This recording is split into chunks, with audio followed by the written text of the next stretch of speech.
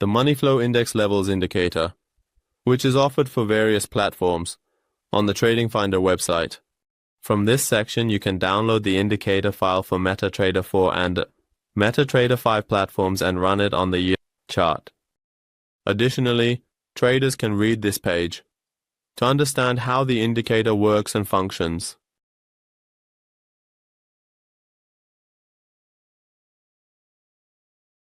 From the Navigator section, we select the indicator file and execute the indicator by dragging the file onto the chart.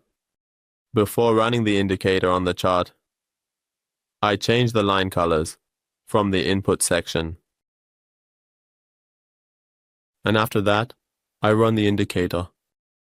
Once the indicator is executed on the chart, it begins to draw support and resistance levels on the price chart.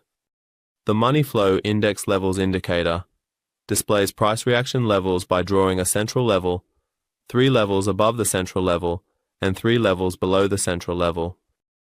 When the price is above the central level, there is a likelihood of an upward trend, and when the price is below the central level, there is a likelihood of a downward trend. Additionally, traders can use the support and resistance levels as price reaction points to set take profit and stop loss levels. In the settings section, under inputs, there are options available for us.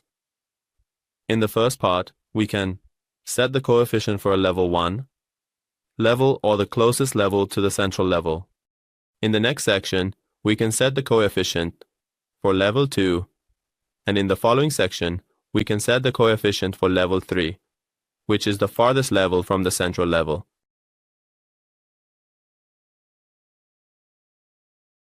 In the next section, there is the shift option, which is the shift input that, when we select the update line timeframe, means this option updates those lines on the last candle of the selected timeframe, which in this case is a 4-hour interval. In the next section, we can select the number of candles for calculating the MFI Money Flow Index and perform its calculations using the calculation timeframe, which is this option. Here we can select the number of calculation periods, and in this section, the calculation time frame, which by default is set to 30, and the calculation time frame is set to daily, meaning it performs calculations for 30 days. In the next section, the main calculation time frame is set, which starts from the current time frame, meaning the time frame we are currently in, and we can set various time frames here, ranging from 1 minute to 1 month. In the next section, there is the time frame for updating lines, and by selecting this option, the chosen time frame will be updated for us.